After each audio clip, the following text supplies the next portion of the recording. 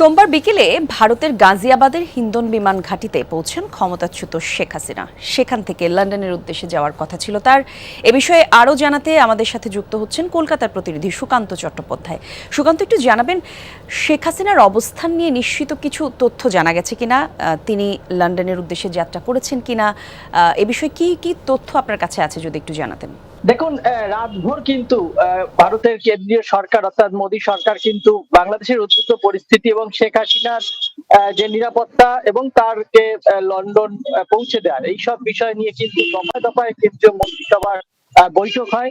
গতকাল গভীর রাতে প্রধানমন্ত্রী নরেন্দ্র মোদীর নেতৃত্বে কেন্দ্রীয় স্বরাষ্ট্রমন্ত্রী অমিত শাহ, বিদেশমন্ত্রী জয়শঙ্কর এবং প্রতিরক্ষা মন্ত্রী রাজনাথ সিং এর তত্ত্বাবধানে কিন্তু একটি জরুরি বৈঠক হয় এবং সেখানে উপস্থিত ছিলেন জাতীয় নিরাপত্তা পরিষদের উপদেষ্টা অজিত ডোভাল।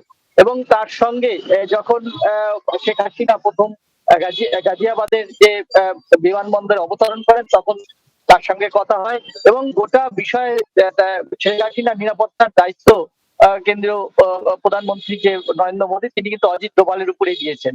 এবং সর্বশেষ পরিস্থিতি যেহেতু বাংলাদেশে প্রচুর ভারতীয় যে ছাত্রছাত্রী যারা পড়তে গিয়েছেন এবং ব্যবসায়িক কাজে যারা আটকে পড়েছেন, এমন প্রায় 11 থেকে 12,000 মানুষ রয়েছেন, তাদেরকে দেশে ফিরিয়ে নিয়ে আসার কিন্তু জন্য কিছুক্ষণ আগেই কিন্তু দিল্লিতে জরুরি ভিত্তিতে সর্বদলীয় বৈঠক বসেছে এবং সেখানে রাহুল গান্ধী থেকে শুরু করে সমস্ত দলের তৃণমূলের সুদীপ বন্দ্যোপাধ্যায় এবং কেন্দ্রীয় স্বরাষ্ট্রমন্ত্রী থেকে শুরু করে সবাই কিন্তু রয়েছেন যে সুস্থভাবে তাদেরকে দেশে ফেরানো এবং বাংলাদেশের উদ্ভূত পরিস্থিতি নজর রাখাই কিন্তু এখন এই সর্বদলীয় বৈঠকের সিদ্ধান্ত কি হয় সেটাই এখন দেখার। ধন্যবাদ সুকান্ত।